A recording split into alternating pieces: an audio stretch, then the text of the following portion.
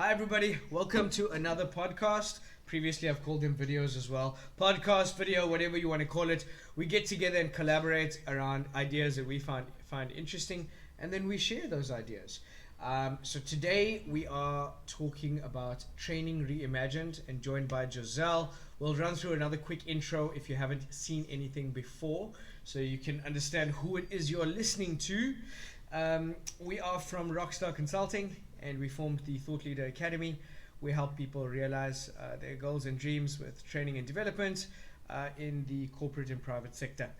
So we have this little video show where we realized that a lot of our think tanks made a lot of sense and a lot of other people wanted to listen in and hear. So over to you, Giselle. Today, my name is Giselle, and I have been in the training industry for nearly 30 years. Okay, that makes me sound very old. Seasoned, I'll say. Yeah, You sound quite yeah. seasoned there, yeah. I am. I do sound seasoned.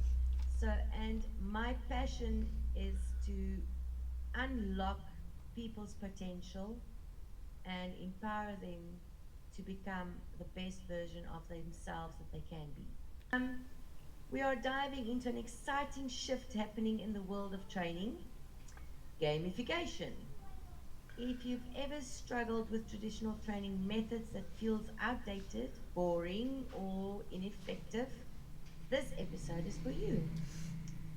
We are going to talk about adding game elements like challenges, rewards, and interactive experiences, and how it can supercharge your learning experience for your clients, customers, and even students at different class levels, and make training way more effective.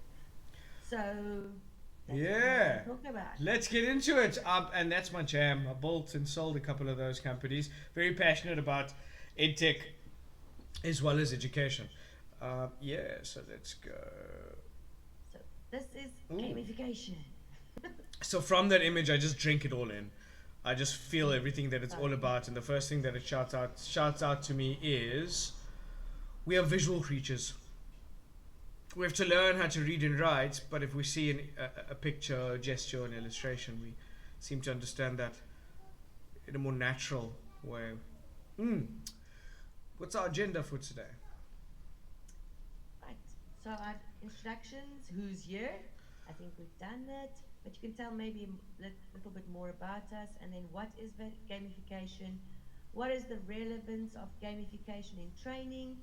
What are the benefits of gamified training programs? And then success stories of gamified training, and then a conclusion. I like the program. Just so everyone knows, I hardly ever get enough time to read these in advance. So generally, I see them on the morning or now. So I really like the topic. It's like I said, it's my jam. Right. So there's our first slide. Why gamification? Yakin, why is gamification important? I'd like to tie back to the first imprint I got on the image on gamification. We're visual creatures. So, and let's look at people who are learning in schools right now, the youth. Mm-hmm. To get them in front of a book, and I don't mean everyone, I'm just generalizing, but to generally get kids in front of a book versus getting them in front of a mobile phone with a game on it. One is a fight, and one is just an absolute pleasure. In fact, we just need to limit their device time. That's the only challenge there. So they are and we are prone to visual learning, and gamification takes visual learning like video and your typical e-learning, and adds the part of us that we love. It adds a story. That's why we watch TV and read books, is the story is interesting. In some cases it's an escape, and in some cases it's a release of dopamine. However, those are the benefits there. And then we look at how these tie in together. So we're like, okay, so people like the television part, and they also like being part of a story, not just observing it. So gamification ties all of those together. You control the story while a story is happening, and your learning is a byproduct of gamification. It's really cool. So I had, and I think you've said it very nice in all the words you've just said. Um, and it's one of the things that I found is studies show that gamified training can increase engagement and motivation, as you've said, and then boost knowledge retention. And I think that Oh was, to yeah. me, it's very, very important. Encourage collaboration and problem solving, and make learning fun and interactive. But not only for children, Yeah. it is going to revolutionize the way adults also can learn. When we did this before, and we still do a bit of edtech work now, we started with adults. The majority of it is for adults, and Yes. at first I thought it's economies of scale because the mining industry can afford it and the schools cannot. And there are several other reasons as to why it happens that way. There's also adoption rates, etc. So I really like what you said, and those are factual things that are in all the proposals. So that's what executives want to see when they're making decisions. Yes. Increasing my return on investment. I have a shorter time for learning and development. Everyone's enjoying it because it's interactive and fun. Yeah. So I think that's very important that we need to make learning fun and worthwhile again. And as you said when you started, it was adults, and there's an example. Google uses it, Microsoft, and even NASA uses gamification to train employees. Yeah. I've learned a lot.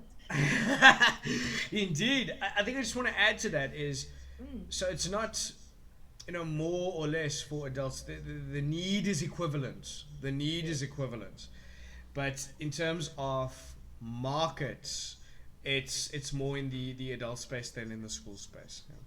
yeah. Yeah. Okay, what else do we have? I okay. I think it's also changing sometimes. Ah, So, how does it work? ooh, the Super Mario effect. So it's actually a study. You can Google it and check it out. It's called the Super Mario effect. Yeah. There's something inside all of us as people that want to complete things and see what happens next. So that's why we follow a movie or a story and we want to know what happens at the end. And the other extreme of that now is the social media. You watch these short video clips, and I think the majority of them you'd be like, I really didn't enjoy it, but you go scrolling and scrolling until you find one that you like. But you still engage because you want to see how it ends. You Yeah. still want to see, is this worth my time or not? And often we don't see that 95% of our time is scrolling through things that we don't like. So I like to limit my time on social media. Not to say it doesn't have value, but yeah. So a long time ago, I wrote this down. So when you take the objective of learning or a concept and build it behind the Super Mario effect and have rewards that are built in, even though it's in a game and it's not real, we do really on the slide, humans are wired for rewards, challenges, and achievement. That's not just a nice to have. We are wired this way. It's in our neural pathways. And also, there are certain chemicals like dopamine that's released when you actually win or are rewarded in a game. So you take the objective of learning and development or a concept and you bake it behind these items. And learning becomes fun and engaging, but you remember for longer. And now you're speaking in a language that's closer to how humans communicate before we even learn how to read and write. It's really cool. I've actually made a note of that, Super Mario. Yeah. So some of the things that I've also looked up was challenges and missions, and I think that's what you've also mentioned. It breaking content into bite-sized challenges makes it less overwhelming and more rewarding. So it feels like you're actually getting somewhere every time. It's not like this book, and I have to go through this whole book. And it's 300 pages. Yes, and it's like, wow, how will I do this? These are little chunks of pieces that you can actually finish and complete, and there's most of the time a reward or a badge that comes with it. So we feel that we are rewarded for our effort.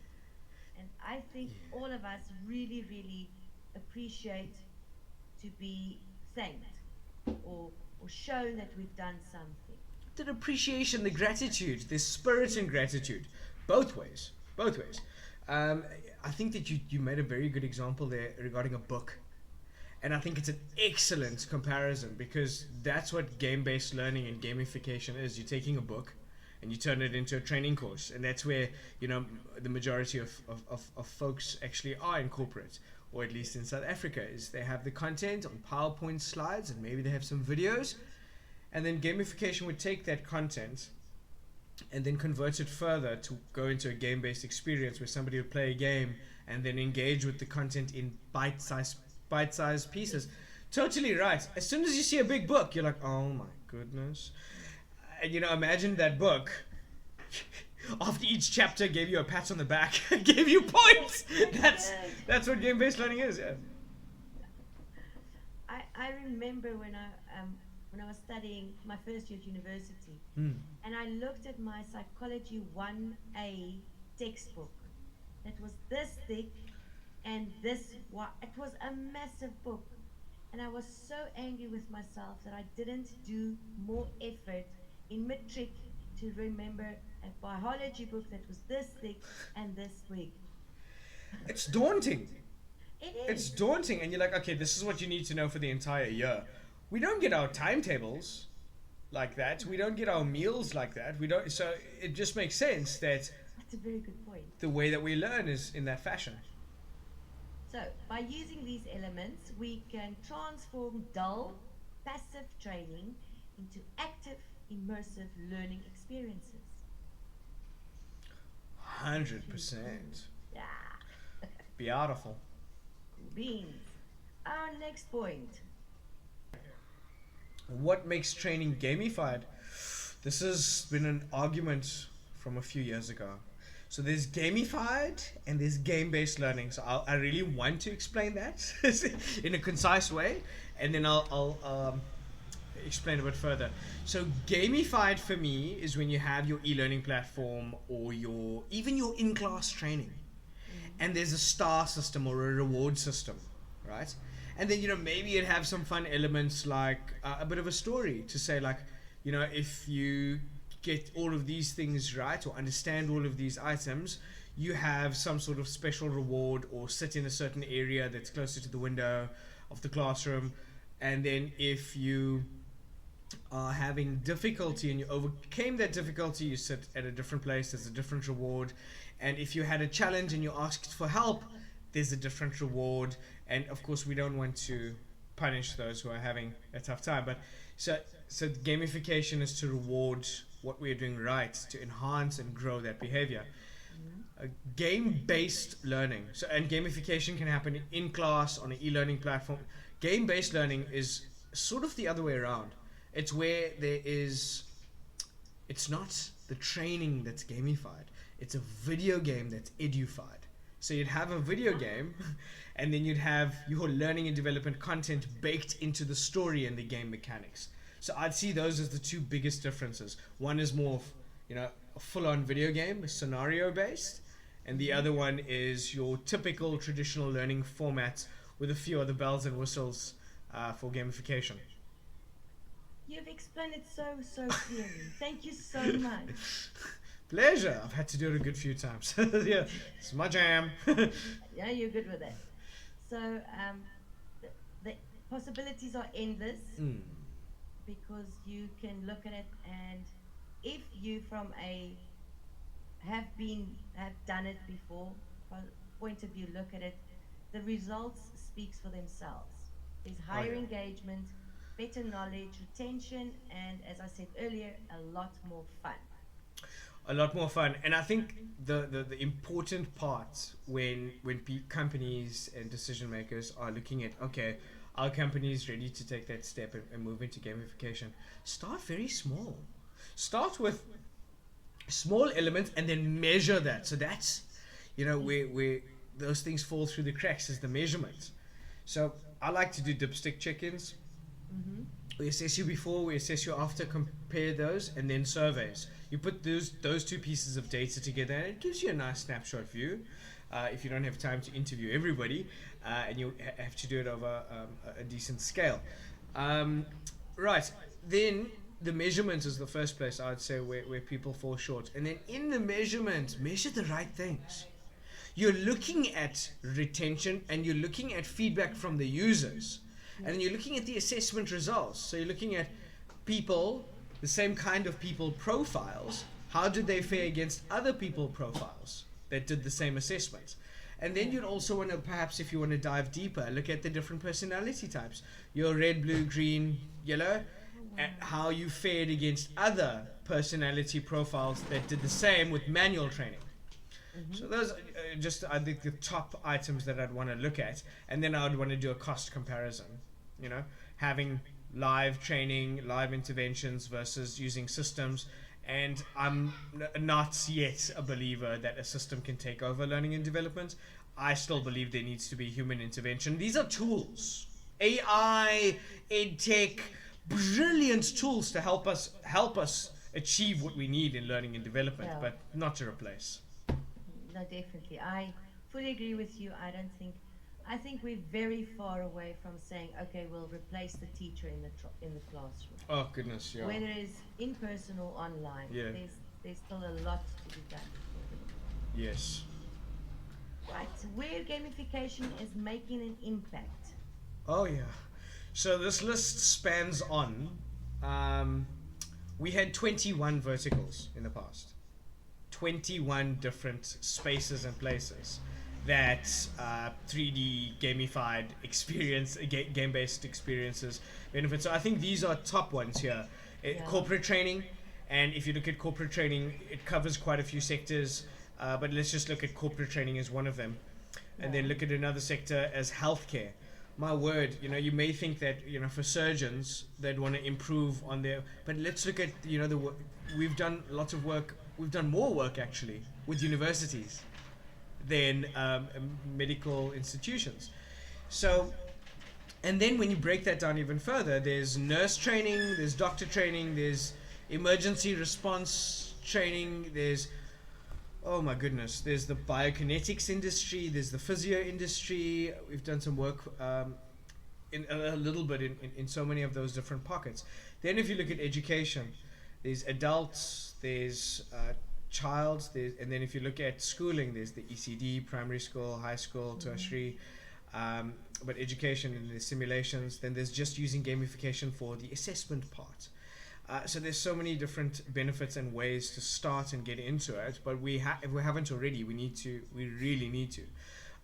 Customer onboarding, interactive tutorials, that's where, you know, before a company even joins, and COVID really showed us how important technology is, and it also showed us how unnecessary flights became. But yeah, in that space, you know, we really got to grow and thrive by going and doing videos and 3D scans of offices to show people what it was like a day in the life of the hospital. They could meet the CEO, they could understand how the medical aid and benefits work, they could complete documents, sign the code of conduct, etc. And then they could do some introductory training. So that's customer onboarding. And I think a nice way to look at it is, let's look at one walk of life in corporate. From cradle to the grave, you can use technology. Companies use technology in order to facilitate and automate parts of the process that don't require human intervention. So from your recruitment, onboarding, training, coaching, performance management, quality assurance, automating all of that, then your rewards and incentives, and even your ERP and other facets and areas of human resources, finance, goodness, project management, you name it. As long as it makes sense. Oh, let me tell you where it doesn't. We were once in a presentation, and we were building a mall, virtual mall. And this gentleman says, ooh, make sure where the customers queue up, you put in all the chocolates. So, and other products, small products where, you know, that's where people buy, and that's why they strategically place it there in retail. And, you know, my partner at the time, he wanted to pull his hair out, and he was like, why would I go to your 3D mall and stand in a queue if I could just go to Take a Lot? So we cannot have real world problems No. created in there. It's got to not have those. It's got to make life better. It's got to improve it. Yeah. And the AI is not going to pick up the chocolate and say, okay, well, let's have this while we go to the front store to press a button and say, pay. Yeah, yes. Their model was order in the shop and then it gets delivered to you. Yes. But still, we don't want to have the problems that exist. The solution around it was we had, I think there were 3-second adverts to immediately travel past a queue or travel to a certain shop in the mall. Yeah. And that 5-second ad was sold and it generated revenue while the people did not have to wait, or they could buy a premium package like YouTube Premium, no ads, no waits. Yes. So that's how we got around that. So those were the chocolates for the company. Yeah, chocolates for the companies. I would like to just go one step back with when you were saying about when we were talking about healthcare, and one thing that I found that's very important, and it's a very basic healthcare, and it's even not healthcare. It's pre hospital, pre whatever. Is I think we need to look at, and I don't know if it's valid here, but the first aid to get the first aid training really accessible in a gamified environment, because you can do all the scenarios and you can do a physical test, but you can never ever really prepare someone to do what is going to happen if someone is bleeding, because you can't cut someone and say let's stop the bleeding. So I think we need to do some advocacy, and maybe I should start talking to some people around me that we can make this a lot more easier, because it's an absolute important skill to have, but there's a lot of red tape making it very difficult for people to have it as a general good skill to have. Do you know what I just realized as you mentioned it? The need. There are a lot more first aid people out there than there are doctors. So there's a lot more of the training that actually needs to happen.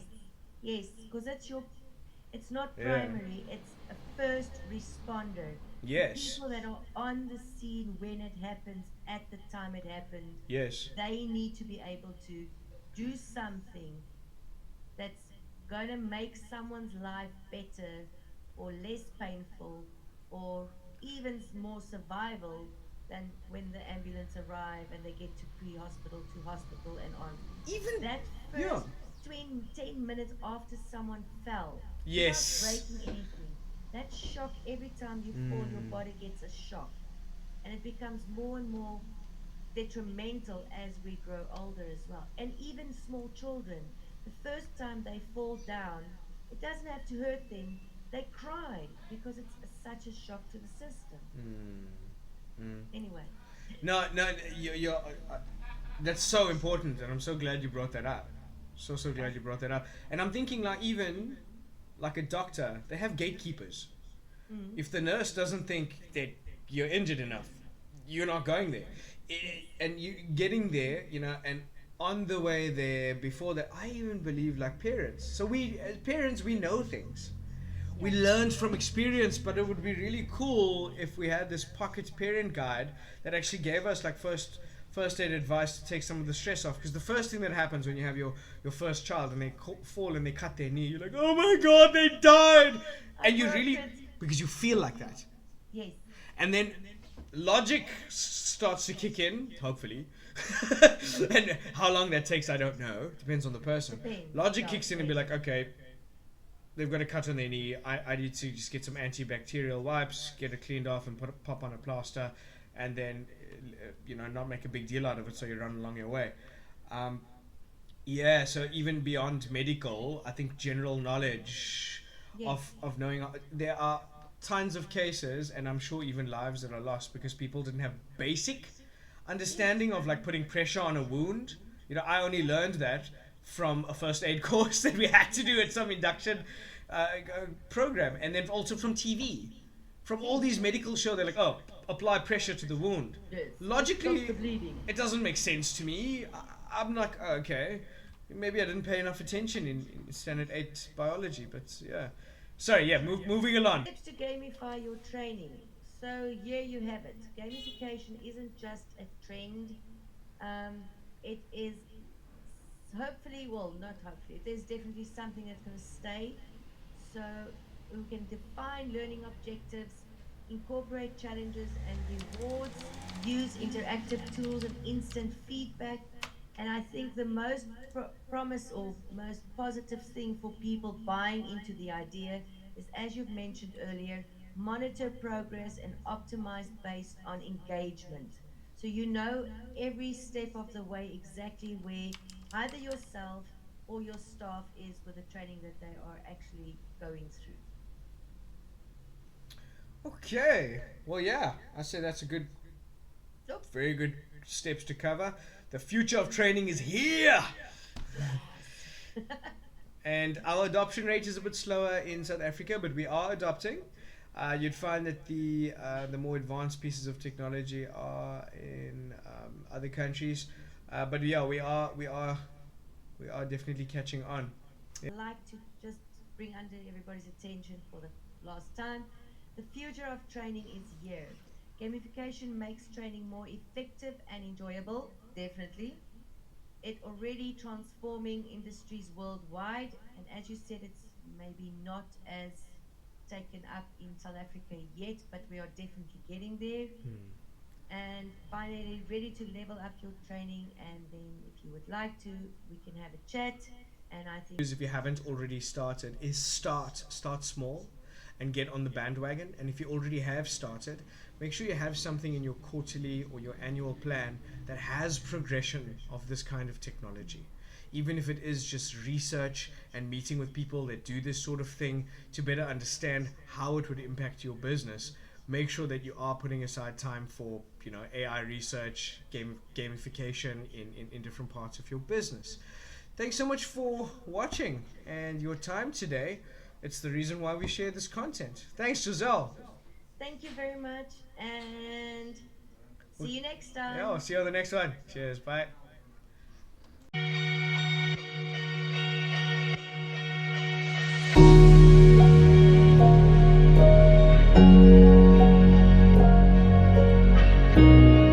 So let me start recording. There we go. They can edit this out, the beginning. In the beginning.